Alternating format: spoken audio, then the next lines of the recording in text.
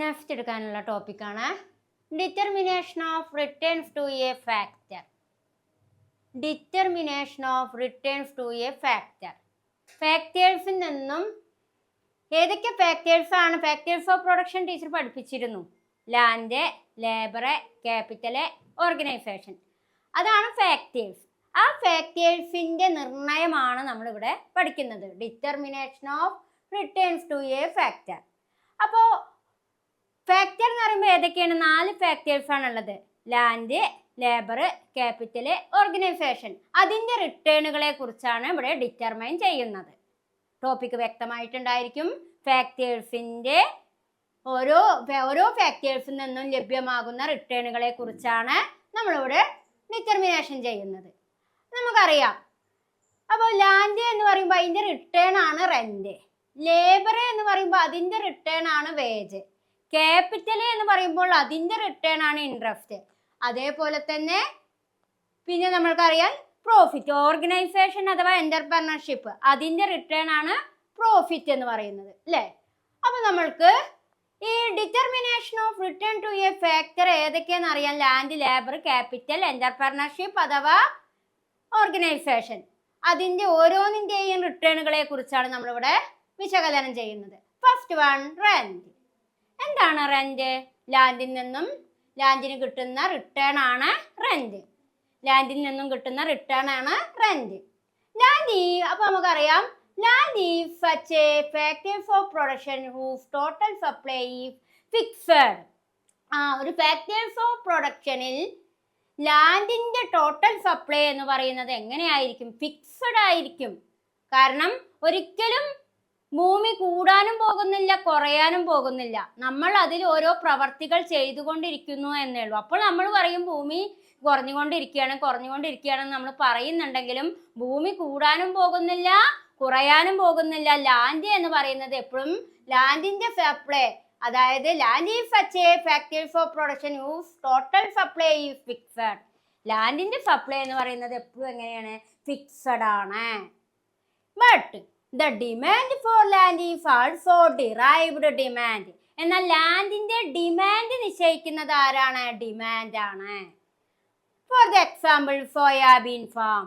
അതായത് ലാൻഡിന്റെ സപ്ലൈ എന്ന് പറയുന്നത് എപ്പോഴും ഫിക്സഡ് ആയിരിക്കും. എന്നാൽ ലാൻഡിന്റെ ഡിമാൻഡ് എന്ന് പറയുന്നത് എപ്പോഴും എങ്ങനെയായിരിക്കും? ഡിറൈവ്ഡ് ഡിമാൻഡ് ആണ്. ലാൻഡിന്റെ ഡിമാൻഡ് ആണ് ലാൻഡ് നിശ്ചയിക്കുന്നത്. ലാൻഡ് വേണോ വേണ്ടേ എന്ന് നിശ്ചയിക്കുന്നത്. അതുകൊണ്ട് നമുക്കറിയാം, ലാൻഡിൽ നിന്നും കിട്ടുന്ന റിട്ടേൺ ആണ് റെന്റ്. റെന്റ് കിട്ടണം എന്നുണ്ടെങ്കിൽ ലാൻഡിന്റെ ഡിമാൻഡ് വർദ്ധിക്കണം. ലാൻഡിന്റെ ഡിമാൻഡ് വർദ്ധിക്കുമ്പോൾ മാത്രമേ നമ്മൾക്ക് എന്ത് ലഭ്യമാകുകയുള്ളൂ? റെന്റ് ലഭ്യമാകുകയുള്ളൂ. അപ്പൊ റെന്റ് ലഭ്യമാകണമെങ്കിൽ ലാൻഡിന്റെ ഡിമാൻഡ് വർദ്ധിച്ചേ പറ്റുള്ളൂ. അപ്പൊ അതിനൊരു എക്സാമ്പിൾ ടീച്ചർ പറഞ്ഞുതരാം. Soybean farm. അപ്പൊ നമ്മൾ സോയാബീൻ കൃഷി ചെയ്യാൻ വിചാരിക്കുക. അപ്പോൾ സോയാബീൻ കൃഷി ചെയ്യുമ്പോൾ അതിന് നന്നായിട്ട് ഡിമാൻഡ് ഉണ്ട് എന്ന് വിചാരിക്കുമ്പോൾ, ഡിമാൻഡ് കിട്ടുന്ന ഒരു സാഹചര്യത്തിൽ നമുക്ക് വീണ്ടും സോയാബീൻ കൃഷിക്ക് ഭൂമി ആവശ്യമായി വരും. അപ്പോൾ കൂടുതൽ എന്തും വർദ്ധിക്കും? റെന്റും വർദ്ധിക്കും.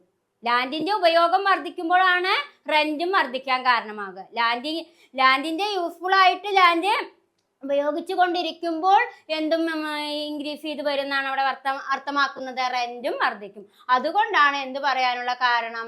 Land is such a factors of production whose total supply is fixed.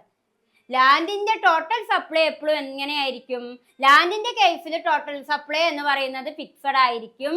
എന്നാൽ ലാൻഡിനെ ഡിറൈവ്ഡ് ചെയ്യുന്നത് എപ്പോഴും എന്തുതന്നെയാണ്? ഡിമാൻഡ് ആണ്. അതുകൊണ്ട് സോയാബീൻ കൃഷി ചെയ്യുന്നുണ്ടെങ്കിൽ ഡിമാൻഡ് വർദ്ധിക്കുമ്പോഴാണ് എന്തും വർദ്ധിക്കുള്ളൂ. കൂടുതൽ ഭൂമിയുടെ ആവശ്യം ഉണ്ടാകുള്ളൂ.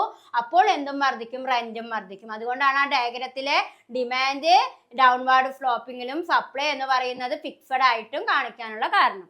നെക്സ്റ്റ് ടോപ്പിക്കാണ് ഫാക്ടേഴ്സ് ഓഫ് പ്രൊഡക്ഷനിൽ വേജ്. എന്തിൽ നിന്നാണ് വേജ് കിട്ടുക? ലേബേഴ്സിന്റെ റിട്ടേൺ ആണ് വേജ്. അതുകൊണ്ട് നോക്കാം. Wage are the price of labour supplied in competitive market. Wage are equal to the marginal product of labour. അതായത് ഒരു മത്സരാധിഷ്ഠിതമായ മാർക്കറ്റിൽ വേജ് എന്ന് പറയുന്നത് മാർജിനൽ പ്രോഡക്റ്റ് ഓഫ് ലേബറുമായി എങ്ങനെയായിരിക്കും? ഈക്വൽ ആയിരിക്കും.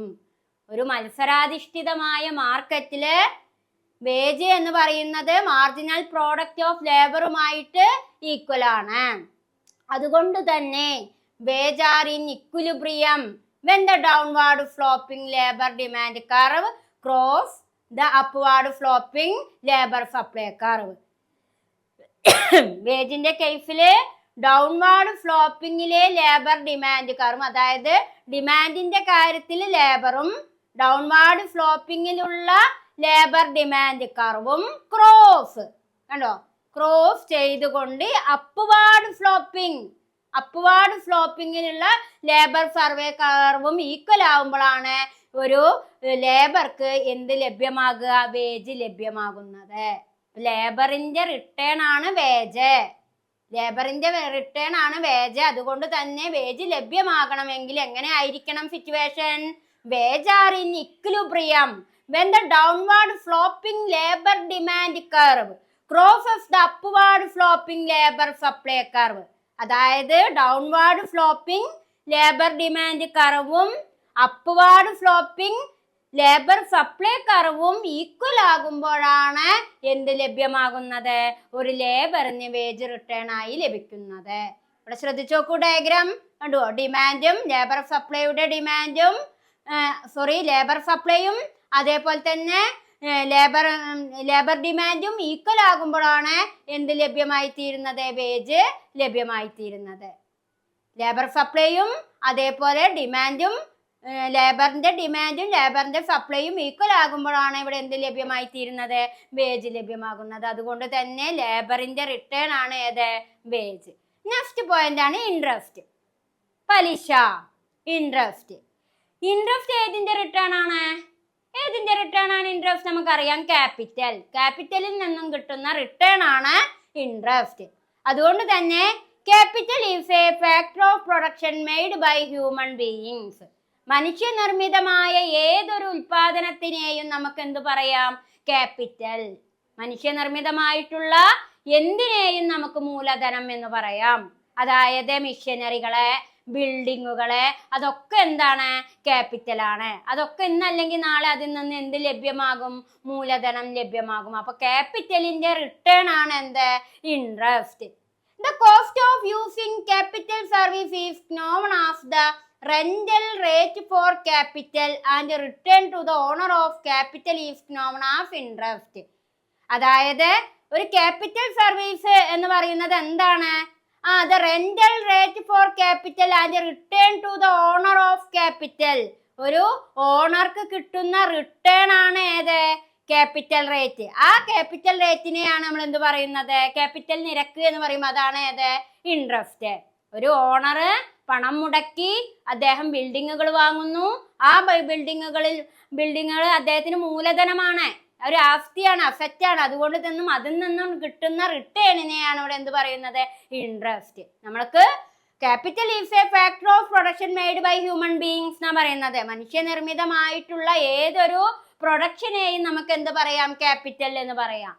The cost of using capital service is known as the rental rate for capital and return to the owners of capital is known as interest.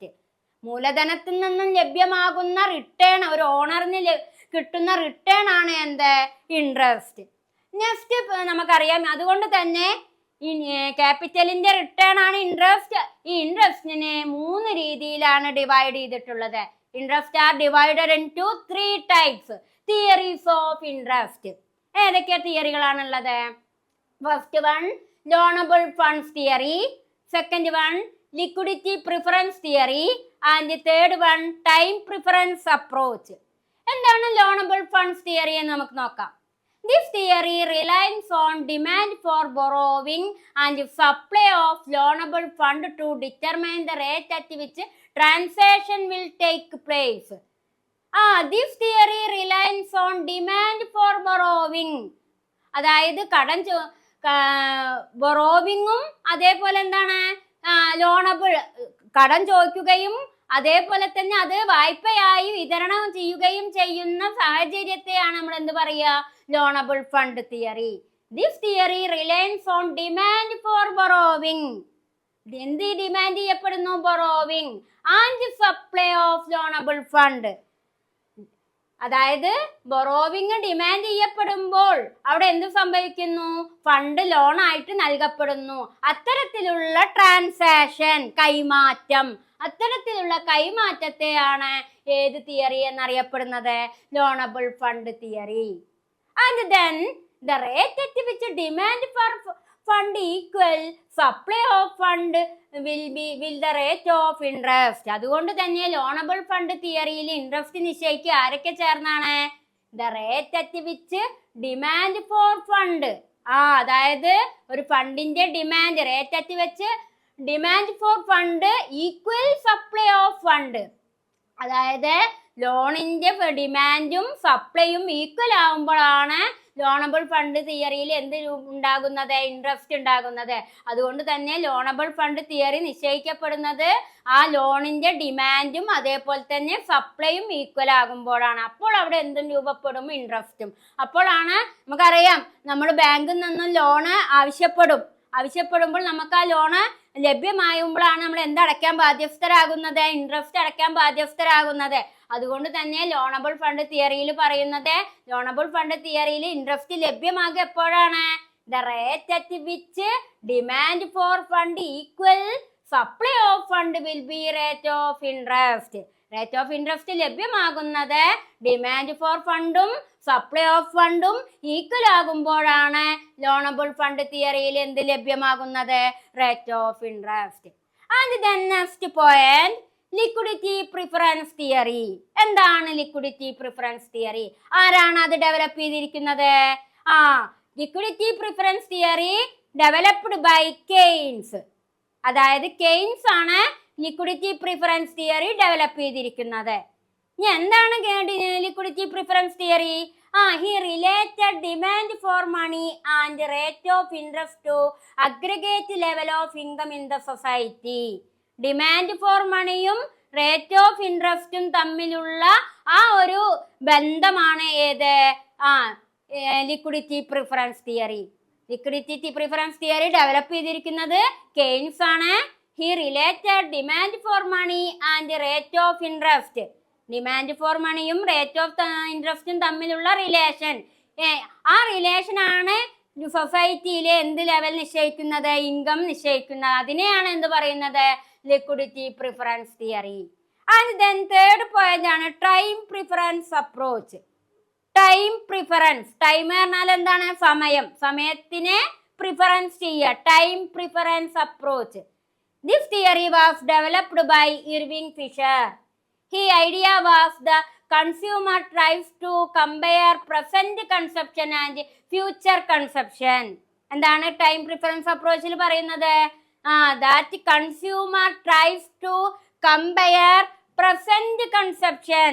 ഒരു ഉപഭോക്താവ് compare ചെയ്യുന്നു present കൺസപ്ഷനും future കൺസപ്ഷനും. Present consumption എന്ന് പറഞ്ഞാൽ എന്താണ്? ഇപ്പോൾ നടക്കുന്ന ഉപഭോഗവും. ഫ്യൂച്ചർ കൺസപ്ഷൻ എന്ന് പറഞ്ഞാൽ എന്താണ്? ഭാവിയിൽ നടക്കുന്ന ഉപഭോഗവും. പ്രസന്റ് കൺസപ്ഷനെയും ഫ്യൂച്ചർ കൺസപ്ഷനെയും കമ്പയർ ചെയ്യുന്ന തിയറിയാണ് ഏത് തിയറി? Time preference approach. അപ്പൊ നമ്മൾക്കറിയാം determination of return to a factor എന്ന് പറയുന്നത് 4 ഫാക്ടേഴ്സ് ആണ്. Rent, wage, interest, profit. അതിൽ റെന്റ് നമുക്ക് വ്യക്തമായി, വേജ് വ്യക്തമായി, അതേപോലെ തന്നെ ഇൻട്രസ്റ്റിനെ 3 രീതിയിൽ തരംതിരിച്ചിട്ടുണ്ട്. ഏതൊക്കെയാണ്? Loanable fund theory, liquidity preference theory, time preference approach. ഇനി നമ്മൾക്ക് വിശകലനം ചെയ്യാനുള്ളത് പ്രോഫിറ്റ് ആണ്. പ്രോഫിറ്റ് ഏതിൽ നിന്നും കിട്ടുന്നതാണ്? പ്രോഫിറ്റ് എങ്ങനെയാണ് കിട്ടുക? ഓർഗനൈസേഷനും എന്റർപ്രണർഷിപ്പുകൾക്കും കിട്ടുന്ന ഒന്നാണ് ഏത്? പ്രോഫിറ്റ്. അപ്പൊ നമുക്ക് അടുത്തത് പ്രോഫിറ്റ് അനലൈസ് ചെയ്യാം. അപ്പോൾ റിട്ടേൺ ടു എ ഫാക്ടറിലെ 4th പോയിന്റ് ആണ് പ്രോഫിറ്റ്. നമ്മൾ ലാൻഡ്, ലേബർ, ക്യാപിറ്റൽ അതിൻ്റെയൊക്കെ റിട്ടേണുകൾ പഠിച്ചു. അതേപോലെ തന്നെ പ്രോഫിറ്റ് ഏതിൽ നിന്നും വന്നതാണ് പ്രോഫിറ്റ്? ഓർഗനൈസേഷൻ അഥവാ എന്റർപ്രണർഷിപ്പിന്റെ റിട്ടേൺ ആണ് ഏത്? പ്രോഫിറ്റ്. ഓർഗനൈസേഷൻ ഓർ എന്റർപ്രണർഷിപ്പിന്റെ റിട്ടേൺ ആയിട്ടുള്ള ഫാക്ടറാണ് പ്രോഫിറ്റ്. നമുക്കറിയാം ഒരു പ്രോഫിറ്റ് ഏൺ ചെയ്യണമെങ്കിൽ എന്തൊക്കെ കാര്യങ്ങളെ ബേസ് ചെയ്യേണ്ടി വരുമെന്ന് നമുക്കറിയാം. കാരണം ആദ്യം പറഞ്ഞ ലാൻഡും ലേബറും ക്യാപിറ്റലും ഒക്കെ വരുമ്പോഴേ ഒരു ഓണർക്ക് അല്ലെങ്കിൽ ഒരു എന്റർപ്രണറിന് എന്ത് ഏൺ ചെയ്യാൻ സാധിക്കുള്ളൂ? പ്രോഫിറ്റ് ഏൺ ചെയ്യാൻ സാധിക്കുള്ളൂ.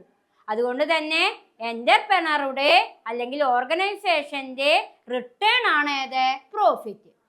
പ്രോഫിറ്റ് എന്ന് പറയുമ്പോൾ we regard entrepreneurship to be the fourth economic factor of production. Factors of പ്രൊഡക്ഷനിലെ എന്റർപ്രണർഷിപ്പ് ആണ്. എന്റർപ്രണർഷിപ്പിന്റെ റിട്ടേൺ ആണ് ഏത്? Profit. We regard entrepreneurship to be the fourth economic factor of production. brings together land, labor and capital and the facility of production. അതായത് ലാൻഡും ലേബറും ക്യാപിറ്റലും ഈ പ്രൊഡക്ഷനിൽ ഈ കാര്യങ്ങളൊക്കെ അടങ്ങുമ്പോഴാണ് എന്ത് റിട്ടേൺ ആയിട്ട് വരിക? എന്റർപ്രണർഷിപ്പിന് പ്രോഫിറ്റ് റിട്ടേൺ ആയിട്ട് ലഭിക്കുക.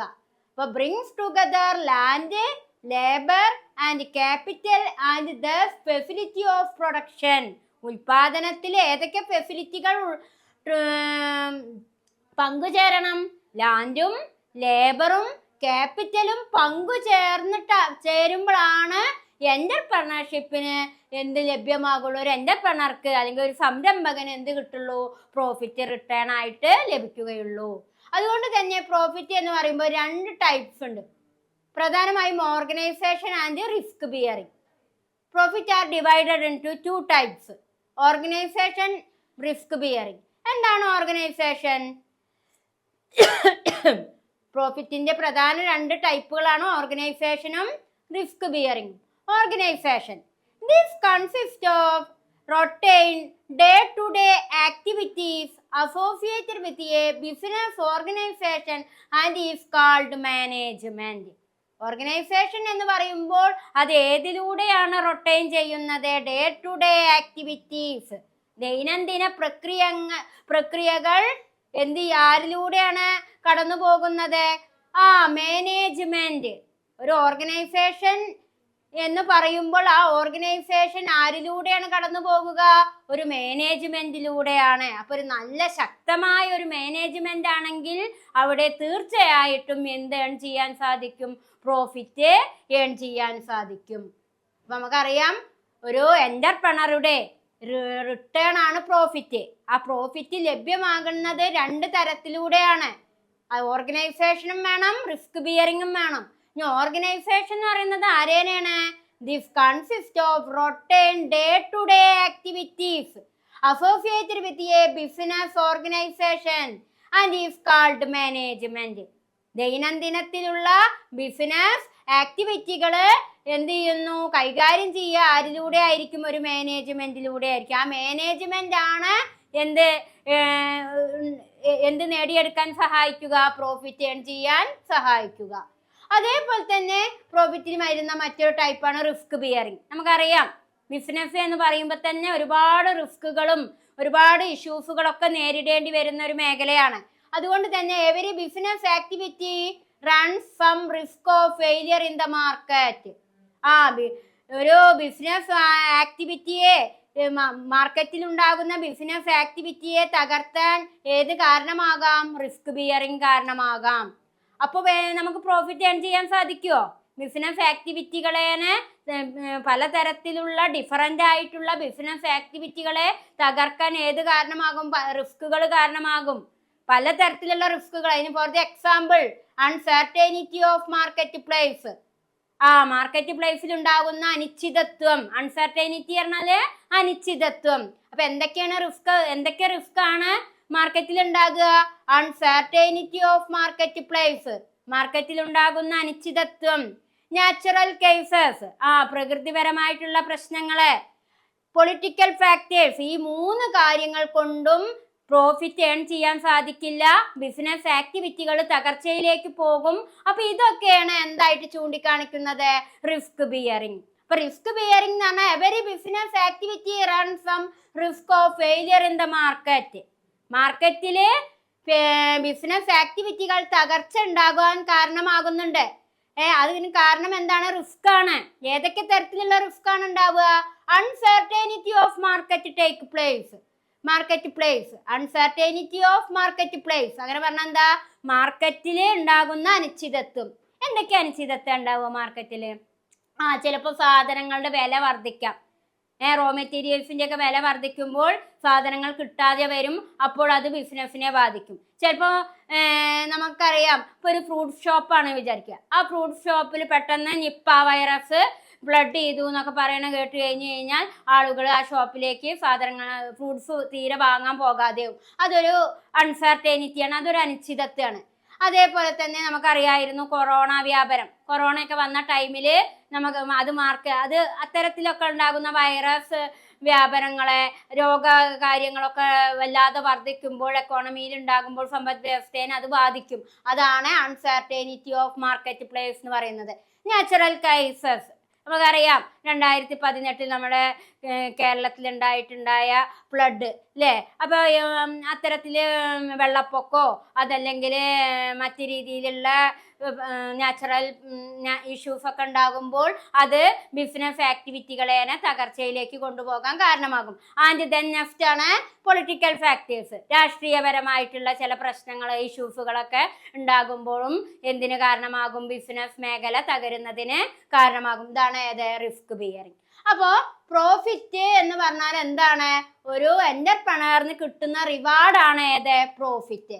രണ്ട് തരത്തിലാണ് പ്രോഫിറ്റിനെ തരംതിരിച്ചിട്ടുള്ളത്, ഓർഗനൈസേഷനും റിസ്ക് ബിയറിംഗും. ഓർഗനൈസേഷൻ എന്ന് പറയുമ്പോൾ അവിടെ മാനേജ് ചെയ്യുന്നത് ഒരു മാനേജ്മെന്റ് ആണ്.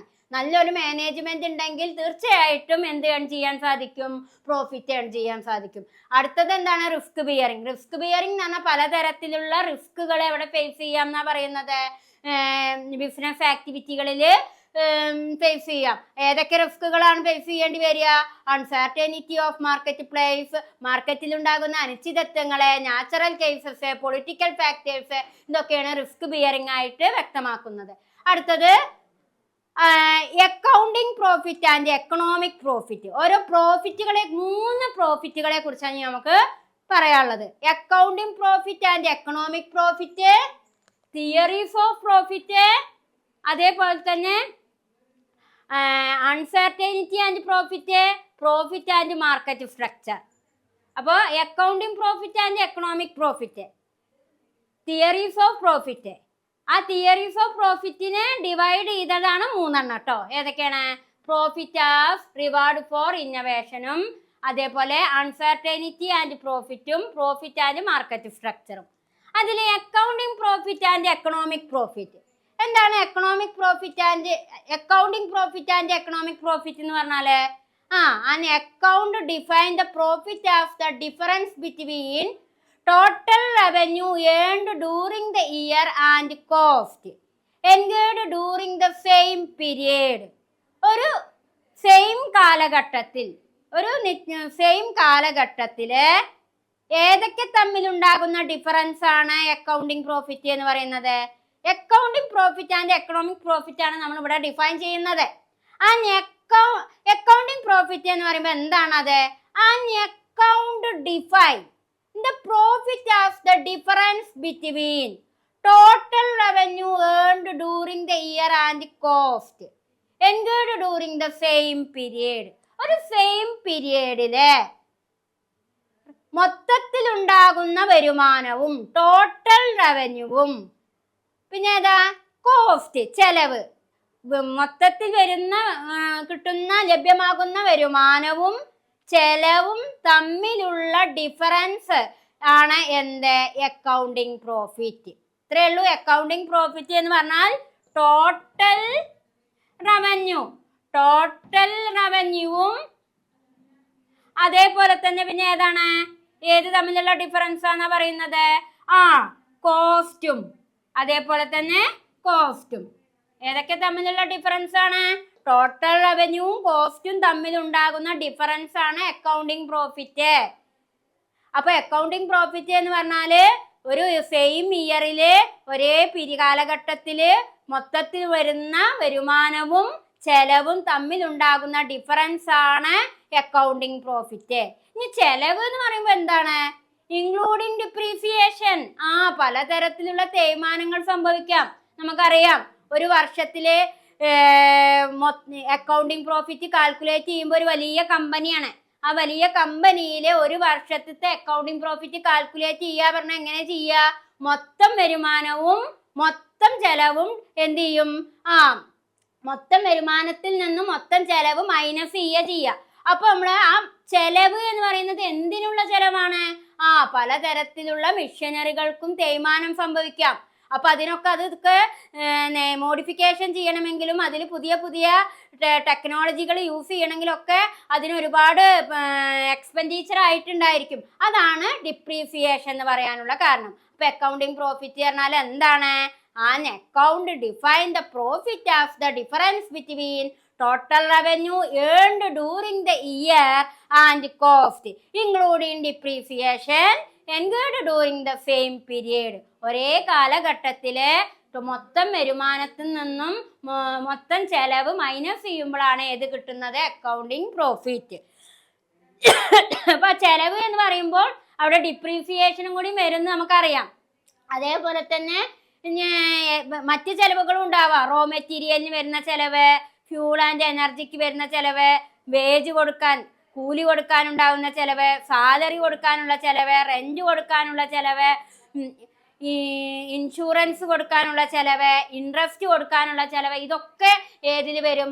കോസ്റ്റിൽ വരും കേട്ടോ. അപ്പോൾ മൊത്തത്തിലുള്ള വരുമാനത്തെയും മൊത്തത്തിലുള്ള ചെലവിനെയും മൈനസ് ചെയ്യുമ്പോഴാണ് അക്കൗണ്ട് പ്രോഫിറ്റ് കിട്ടുക. എന്തൊക്കെ തരത്തിലുള്ള ചെലവാ വരിക? ഡിപ്രീസിയേഷൻ ഉണ്ടാവാം, റോ മെറ്റീരിയലിനുള്ള ചെലവുണ്ടായിരിക്കാം, ഫ്യൂളിൻ ആൻഡ് എനർജിക്ക് വരുന്ന ചെലവുണ്ടായിരിക്കാം, വേജിന് വരുന്ന ചെലവുണ്ടായിരിക്കാം, സാലറിക്ക് വരുന്ന ചെലവുണ്ടായിരിക്കാം, റെന്റിന് വരുന്ന ചെലവുണ്ടായിരിക്കാം, ഇൻഷുറൻസിന് വരുന്ന ചെലവുണ്ടായിരിക്കാം, ഇൻട്രസ്റ്റിന് വരുന്ന ചെലവുണ്ടായിരിക്കാം. ഈ ചെലവുകളും ഈ മൊത്തം ഒരു വർഷത്തിൽ കിട്ടിയ വരുമാനവും മൈനസ് ചെയ്യുമ്പോഴാണ് എന്ത് ലഭ്യമാകുന്നത്? Accounting profit. അതേപോലെ അടുത്തതാണ് തിയറീസ് ഓഫ് പ്രോഫിറ്റ്. എന്താണ് തിയറീസ് ഓഫ് പ്രോഫിറ്റ്? ഈ തിയറീസ് ഓഫ് പ്രോഫിറ്റ് എന്ന് പറയുമ്പോൾ Joseph Schumpeter attributed profit to innovation. പ്രോഫിറ്റിനെ ഇന്നോവേഷൻ ചെയ്തു. ആര്? ജോസഫ് ഷുംപീറ്റർ. ഇന്നോവേഷൻ ചെയ്യാൻ എന്താ? നവീകരിച്ചു. പ്രോഫിറ്റ് തിയറിയെ ജോസഫ് ഷുംപീറ്റർ എന്ത് ചെയ്തു? നവീകരിച്ചു. എന്നിട്ട് അതേപോലെ തന്നെ but Frank Knight associated them with uncertainty. അപ്പൊ പ്രോഫിറ്റിൽ ഉണ്ടാകുന്ന അൺസർട്ടനിറ്റി, എന്താ അൺസർട്ടനിറ്റി പറഞ്ഞാൽ? അനിശ്ചിതത്വം. അനിശ്ചിതത്തെ ആരും അസോസിയേറ്റ് ചെയ്തു? ഫ്രാങ്ക്നൈറ്റും. അപ്പോ തിയറീസ് ഓഫ് പ്രോഫിറ്റ് എന്ന് പറഞ്ഞാൽ 3 തിയറീസ് നമുക്ക് പഠിക്കാണ്ട്. തിയറീസ് ഓഫ് പ്രോഫിറ്റിൽ 3 തിയറീസ് ആണ് പഠിക്കാനുള്ളത്. ആദ്യം ജോസഫ് ഷുംപീറ്റർ എന്ത് ചെയ്തു? പ്രോഫിറ്റിനെ ഇന്നോവേഷൻ ചെയ്തു, പ്രോഫിറ്റിനെ നവീകരിച്ചു, പ്രോഫിറ്റ് തിയറിയെ നവീകരിച്ചു. അതേപോലെ തന്നെ ഫ്രാങ്ക്നൈറ്റ് എന്ത് അസോസിയേറ്റ് ചെയ്തു? അൺസർട്ടനിറ്റി, പ്രോഫിറ്റിൽ ഉണ്ടാകുന്ന അനിശ്ചിതത്വത്തെ ആര് ചൂണ്ടിക്കാണിച്ചു? ഫ്രാങ്ക്നൈറ്റ്. ഇനി നമുക്ക് തിയറീസ് ഓഫ് പ്രോഫിറ്റ് ഏതൊക്കെ തരത്തിലുണ്ട്? 3 എണ്ണാണുള്ളത്. 3 ടൈപ്സ് ആണുള്ളത്. Profit as reward for innovation. Second one uncertainty and profit, profit and market structure. അതിൽ profit as reward for innovation എന്താ എന്ന് നമുക്ക് നോക്കാം. Profit are reward for innovation എന്ന് പറഞ്ഞാല് അതായത് പ്രോഫിറ്റിനെ എന്ത് ചെയ്തു? ഇന്നോവേഷൻ ചെയ്തു, നവീകരിച്ചു. ആരാണ് നവീകരിച്ചത്? ഷുംപീറ്റർ റിഗാർഡഡ് പ്രോഫിറ്റ് എ ഫിനോമിനൻ. ഷുംപീറ്റർ പറയാണ് പ്രോഫിറ്റ് എന്ന് പറയുന്നത് ഫിനോമിനൻ ആണ്. എന്താ ഫിനോമിനൻ എന്ന് പറഞ്ഞാൽ? പ്രതിഭാസമാണ്. ശരിയാണ്. പ്രോഫിറ്റ് എന്ന് പറയുന്നത് ഒരു പ്രതിഭാസം തന്നെയാണ്. അത് നമുക്ക് ഒരു ലക്കാണ്. ചിലപ്പോൾ നമ്മൾ പ്രതീക്ഷിക്കാതിരിക്കുമ്പോൾ തന്നെ നമുക്ക് ബിസിനസ്സിൽ നിന്നും കൂടുതൽ പ്രോഫിറ്റ് ഏൺ ചെയ്യാൻ സാധിക്കും. ചില സാഹചര്യത്തിൽ നമ്മൾ പ്രതീക്ഷിച്ചിട്ട് പോലും ചിലപ്പോൾ നമുക്ക് പ്രോഫിറ്റ് കൂടുതൽ ഏൺ ചെയ്യാൻ സാധിക്കില്ല. അതുകൊണ്ടാണ് ഷുംപീറ്റർ എന്ത് പറയാനുള്ള കാരണം? പ്രോഫിറ്റ് എന്ന് പറയുന്നത് ഒരു ഫിനോമിനൻ ആണ്, ഒരു പ്രതിഭാസമാണ്. അതേപോലെ തന്നെ his idea 5 type of change. അതേ പ്രോഫിറ്റ് ഒരു ഫിനോമിനൻ ആണ് എന്ന് പറയാന് 5 ഐഡിയകളാണ് 5 ചേഞ്ചസ് ആണ് ചൂണ്ടിക്കാണിക്കുന്നത്. 5 ചേഞ്ചസ് ചൂണ്ടിക്കാണിച്ചുകൊണ്ടാണ് അങ്ങനെ പറയാനുള്ള കാരണം. എന്തൊക്കെയാണ് ആ changes? Introduction of new product. നമുക്കറിയാം ചിലപ്പോൾ പുതിയ നമ്മൾ പഴയ പ്രോഡക്റ്റിന്റെ പേരൊക്കെ മാറ്റിയിട്ട് പുതിയ പേരുകളിലൊക്കെ കാണാണ്ട് ഇറങ്ങണം. ഇപ്പം ഓരോ വിപണിയിൽ ഒരുപാട് ഫേസ് ക്രീമുകളുണ്ട്. ആ ഫേസ് ക്രീമുകളൊക്കെ ചില സമയത്ത് പുതിയ രീതിയിൽ പുതിയ പേരിലും മാറ്റം, അതിൻ്റെ കവറിങ്ങിലും അതിൻ്റെ അഡ്വർടൈസ്മെന്റ് ചെയ്യുന്ന ആളേനൊക്കെ മാറ്റിയിട്ട് പുതിയ രീതിയിൽ പരസ്യമൊക്കെ കൊണ്ടുവരുമ്പോൾ അതിനൊന്നും കൂടി ചിലപ്പോൾ കൂടുതൽ ഡിമാൻഡ് ചെയ്യപ്പെടാം. അങ്ങനെ കൂടുതൽ ഡിമാൻഡ് ചെയ്യപ്പെടുമ്പോഴാണ് എന്താണ് ചെയ്യാൻ സാധിക്കുക? പ്രോഫിറ്റ് ഏൺ ചെയ്യുക. അപ്പോൾ ഷുംബീറ്റർ പറയുകയാണ് പ്രോഫിറ്റ് എന്ന് പറയുന്നത് ഒരു ഫിനോമിനനാണ്, ഒരു പ്രതിഭാസമാണ്. അത് 5 കാര്യങ്ങളിലൂടെയാണ് ആ പ്രതിഭാസം അദ്ദേഹം കാണിച്ചു തരുന്നത്, 5 മാറ്റങ്ങളിലൂടെ. ഒന്നാമത്തെ മാറ്റം എന്ന് പറയുന്നത് എന്താണ്? ഇൻട്രൊഡക്ഷൻ ഓഫ് ന്യൂ പ്രോഡക്റ്റിന്റെ ഇൻട്രൊഡക്ഷനിൽ ഉണ്ടാകുന്ന മാറ്റം. Introduction of new method of production, അതേപോലെ തന്നെ ഉൽപാദനത്തിൽ പുതിയ പുതിയ മെത്തേഡുകൾ കൊണ്ടുവരിക. Third one, discovery of new raw material, പുതിയ പുതിയ റോ മെറ്റീരിയലുകൾ കണ്ടെത്തുക. And fourth one, discovery of new market, പുതിയ മാർക്കറ്റുകൾ കണ്ടെത്തുക. അതേപോലെ തന്നെ fifth one, introduction of new forms of organisation, പുതിയ സംരംഭകരെ തുടക്കം കുറിക്കുക. ഈ 5 രീതിയിലൂടെ കൂടുതൽ എന്തുണ്ടാക്കാൻ സാധിക്കും എന്നാണ് ഷുംബീറ്റർ പറയുന്നത്. കൂടുതൽ പ്രോഫിറ്റ് ഏൺ ചെയ്യാൻ സാധിക്കും എന്നാണ് ഷുംബീറ്റർ അഭിപ്രായപ്പെടുന്നത്. അതുകൊണ്ടാണ് ഷുംബീറ്റർ എന്ത് പറയാനുള്ള കാരണം? പ്രോഫിറ്റ് എന്ന് പറയുന്നത് ഒരു പ്രതിഭാസമാണ്, ഒരു ഫിനോമിനനാണ്.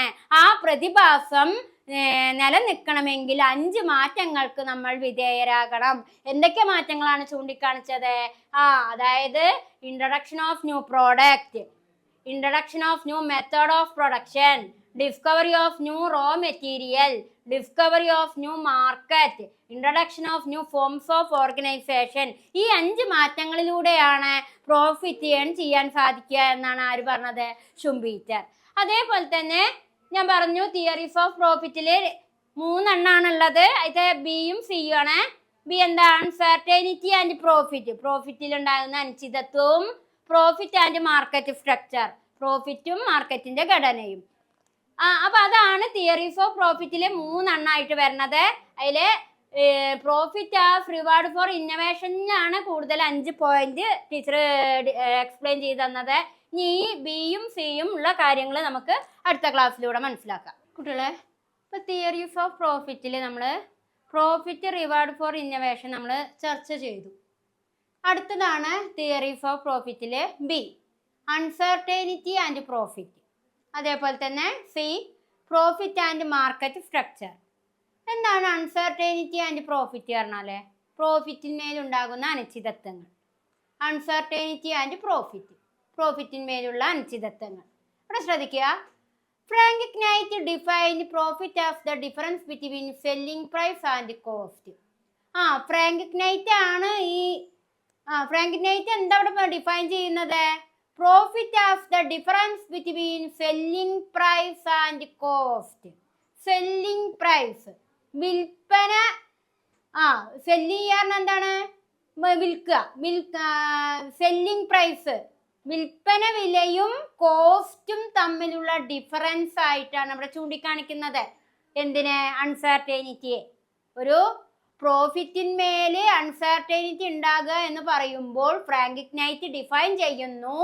Frank Knight define profit as the difference between selling price and cost. പ്രോഫിറ്റിന് മേലുണ്ടാകുന്ന അൺസർട്ടനിറ്റി കാരണം ഏത് തമ്മിലുള്ള വ്യത്യാസമാണ് പറയുന്നത്? സെല്ലിംഗ് പ്രൈസും അതേപോലെ തന്നെ കോസ്റ്റും. നമുക്കറിയാം, നമ്മൾ സാധനം വിൽക്കുമ്പോൾ ആ സാധനം വിൽറ്റ് കഴിഞ്ഞ് കഴിഞ്ഞാൽ അതിൽ നമുക്ക് പ്രോഫിറ്റ് കിട്ടണമെങ്കിൽ നമ്മളുടെ ചെലവും കൂടിയും എന്ത് ചെയ്യണം? ബാലൻസ് ചെയ്യണം. ഇപ്പോൾ ഞാനൊരു ഡ്രസ്സ് സെയിൽ ചെയ്തു.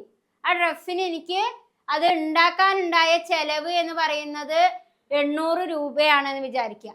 പക്ഷെ ഞാനത് വിറ്റത് വെറും 700 രൂപയ്ക്കാണെങ്കിൽ എനിക്ക് ചെലവായതുപോലും അവിടെ കിട്ടുന്നില്ല. അങ്ങനെ പറ്റുമോ?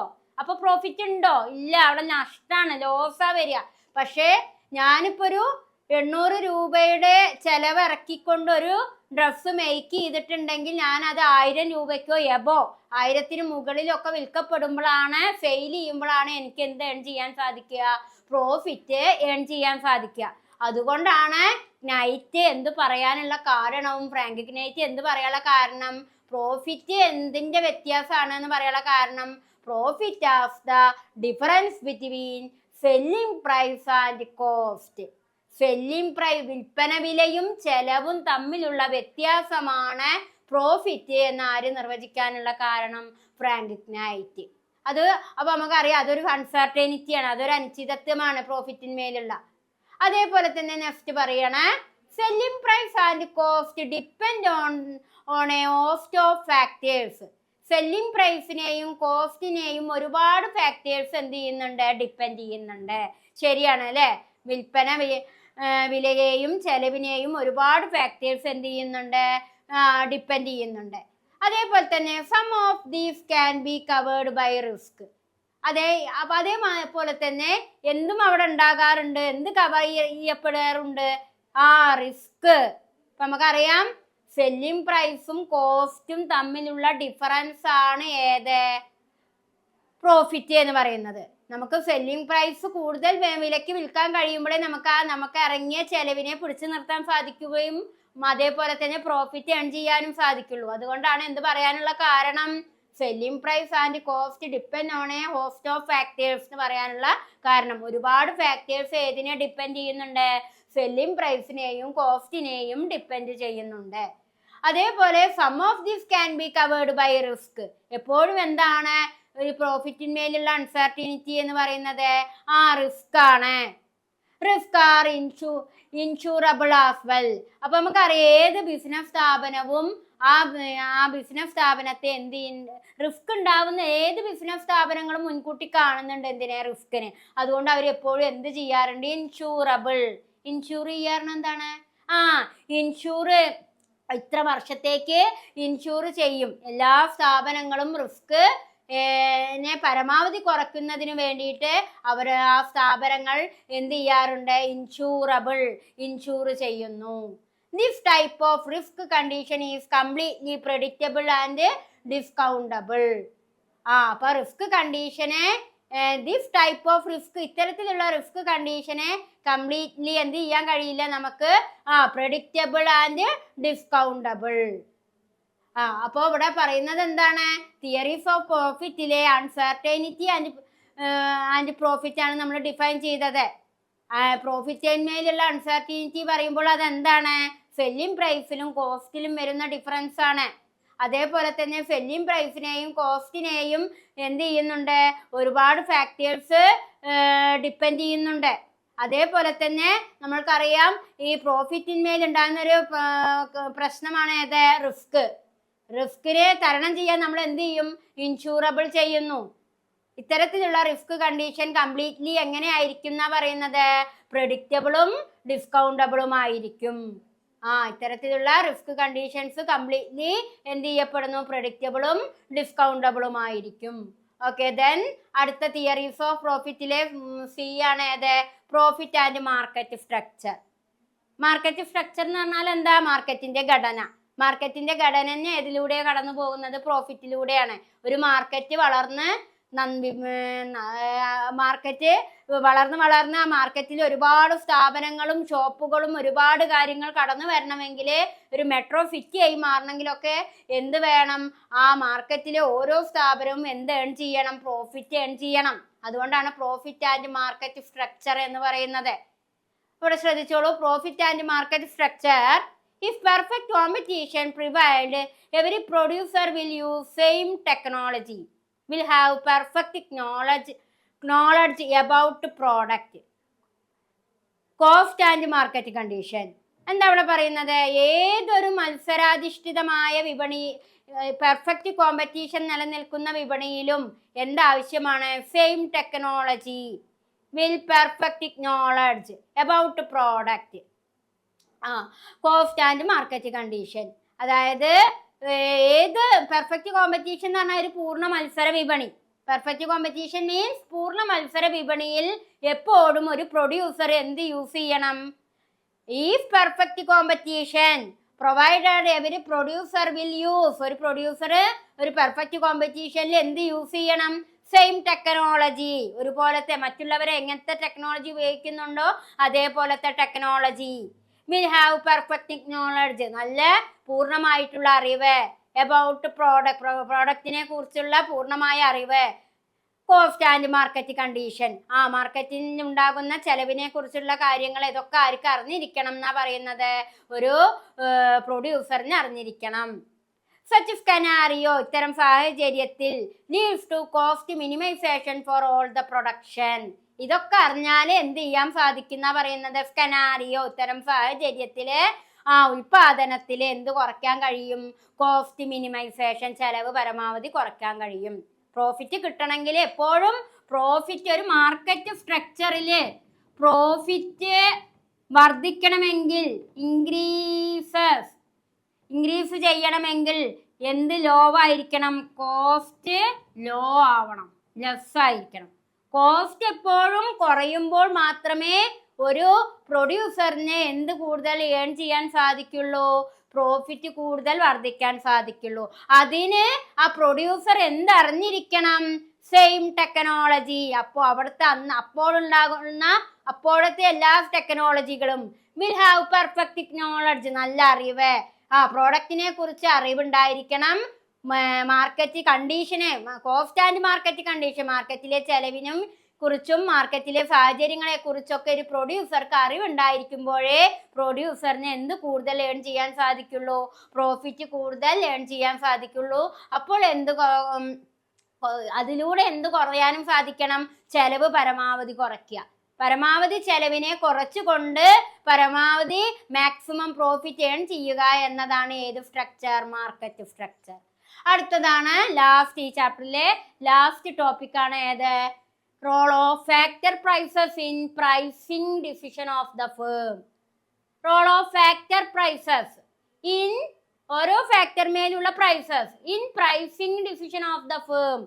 വിപണിയിലെ പ്രൈസിംഗ് ഡിസിഷൻ, വില തീരുമാനത്തെ കുറിച്ചാണ് നമ്മൾ, അതിന്റെ പങ്കിനെ കുറിച്ചാണ് ചർച്ച ചെയ്യുന്നത്. എന്താണ് വിലയെ കുറിച്ചിട്ടുള്ള തീരുമാനത്തെ കുറിച്ച് ഒരു വിപണിയിൽ പറയാനുണ്ടാവുക? First one, several factors play a role in the decision making of a firm regarding production of goods and services. നമ്മൾ ഒരു വിപണിയിൽ നമ്മളൊരു പ്രോഡക്റ്റ് വിൽക്കുന്നുണ്ടെങ്കിൽ തന്നെ ആദ്യം നമ്മൾ എന്ത് തീരുമാനിക്കണം?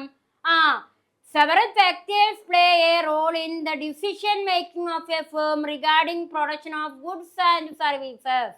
സാധനങ്ങളും സേവനങ്ങളുടെയും ഉൽപാദനത്തെ കുറിച്ചൊരു എന്തുണ്ടായിരിക്കണം? തീരുമാനം ഉണ്ടായിരിക്കണം. ഇപ്പൊ എന്താണ് പ്രൈസിംഗ് ഡിസിഷൻ ഓഫ് ദ ഫേമിൽ പറയുന്നത്? Several factors play a role in the decision making of a firm regarding production of goods and services. സാധനങ്ങളും സേവനങ്ങളും ഉൽപ്പാദിക്കുന്നതിനെ കുറിച്ച് എന്തുണ്ടായിരിക്കണം? ഒരു തീരുമാനം, ഒരു ഡിസിഷൻ ഉണ്ടായിരിക്കണം. And then the intrinsic factors are cost of production, marketing, product differentiation and objective of the firm. അതേപോലെ തന്നെ ഒരു ഫേമിന്റെ ഒബ്ജക്റ്റീവ് എന്ന് പറയുന്നത് എന്താണ്?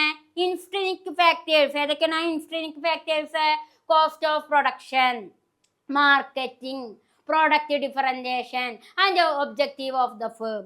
ഒരു വിപണിയുടെ ഒബ്ജക്റ്റീവ്, ലക്ഷ്യം എന്ന് പറയുന്നത് എന്താ? ഒബ്ജക്റ്റീവ് എന്ന് പറയുന്നത് എന്താണ്? Intrinsic factors. ഏതൊക്കെയാണ് intrinsic factors? Cost of production, അതേപോലെ തന്നെ marketing, product differentiation and objective of the firm. And then a firm needs to decide its cost of production, which is depend on the availability and cost of factors of production. A firm needs to decide its cost of production. ഒരു വിപണി എന്ത് തീരുമാനിക്കപ്പെടുന്നു? Cost of പ്രൊഡക്ഷനെ കുറിച്ച് തീരുമാനമെടുക്കുകയും which depend, അതിനെ എന്ത് depend ചെയ്യുന്നുണ്ട് എന്നാ പറയുന്നത്? Availability and cost of factors of production. അതായത് ഫാക്ടേഴ്സ് ഓഫ് പ്രൊഡക്ഷനും അതേപോലെ തന്നെ ഫാക്ടേഴ്സ് ഓഫ് പ്രൊഡക്ഷന്റെ അവൈലബിലിറ്റി എന്തിനെ ഡിപ്പെൻഡ് ചെയ്യുന്നുണ്ട്? കോസ്റ്റ് ഓഫ് പ്രൊഡക്ഷന്റെ തീരുമാനത്തെ ഡിപ്പെൻഡ് ചെയ്യുന്നുണ്ട്. A firm needs to decide its cost of production which is depend on availability and cost of factors of production. അപ്പൊ നമുക്കറിയാം ഒരു വിപണിയിൽ എന്ത് ഉൽപ്പാദിപ്പിക്കണം, അത് എത്രത്തോളം ചെലവ് വരുന്നുണ്ട്, ഇത്തരം കാര്യങ്ങളൊക്കെ തീരുമാനിച്ചുകൊണ്ടാണ് ആ വിപണിയിൽ എന്തുണ്ടാകുക, ഫാക്ടേഴ്സ് ഓഫ് പ്രൊഡക്ഷനിലൂടെ ഉൽപാദനം നടത്തപ്പെടുന്നത്. And then the quantity of output to be produced depend on the objectives of the firm. ഏതൊരു ഫേമിന്റെയും ഒബ്ജക്റ്റീവ് ആണ് എന്ത്, quantity of output to be produced, എത്രത്തോളം അളവ് ഉൽപ്പാദിപ്പിക്കണം എന്നത് ഒരു വിപണിയുടെ ഒരു പ്രധാനപ്പെട്ട ഒബ്ജക്റ്റീവാണ്. The quantity of output to be produced depend on the objectives of the firm. ഒരു വിപണിയുടെ ഒബ്ജക്റ്റീവാണ് എന്ത്, എത്രത്തോളം അളവ് ഉൽപ്പാദിപ്പിക്കണം എന്നത്. If the objective is to maximise profit and low cost, അതേ മറ്റൊരു ഒബ്ജക്റ്റീവ് എന്താണ്, മാക്സിമൈസ് പ്രോഫിറ്റ്, പരമാവധി ലാഭം ഉണ്ടാക്കുക. എങ്ങനെ, ലോ കോസ്റ്റ്, കുറഞ്ഞ ചെലവിലൂടെ പരമാവധി ലാഭം ഉണ്ടാക്കുക എന്നതാണ് വിപണിയുടെ മറ്റൊരു ലക്ഷ്യമായിട്ട് കണക്കാക്കുന്നത്. ഇതൊക്കെയാണ് ഒരു ഫേമിലെ ഡിസിഷൻ എന്ന് പറയുന്നത്, തീരുമാനങ്ങൾ എന്ന് പറയുന്നത്. എക്സ്റ്റേണൽ ഫാക്ടേഴ്സ് ആർ, ഏതൊക്കെയാണ്, എങ്ങനെയൊക്കെ വേണം, ഇങ്ങനെ പരമാവധി ലാഭം ഉണ്ടാക്കണമെങ്കിൽ ഏതൊക്കെ ഫാക്ടേഴ്സ് വേണം, demand, competition, suppliers, economic condition. ഇതിന് അതായത് ഡിമാൻഡിനെ കുറിച്ചും ആ വിപണിയിലെ കോമ്പറ്റീഷനെ കുറിച്ചും സപ്ലൈ വിതരണത്തെക്കുറിച്ചും എക്കണോമിക് കണ്ടീഷനെയൊക്കെ കുറിച്ചിട്ടുള്ള ഒരു ധാരണയും തീരുമാനമെടുക്കലൊക്കെ ഉണ്ടാകുമ്പോഴാണ് ആ വിപണിയിൽ എന്ത് നേടാൻ സാധിക്കുക, maximise profit and low cost, കുറഞ്ഞ ചെലവിലൂടെ പരമാവധി ലാഭം നേടാൻ സാധിക്കുക. ഇതാണ് ഒരു വിപണിയുടെ എന്തായിട്ട് വ്യക്തമാക്കുന്നത്, ഡിസിഷൻ ഓഫ് ദ ഫേം എന്ന് പറയാനുള്ള കാരണം.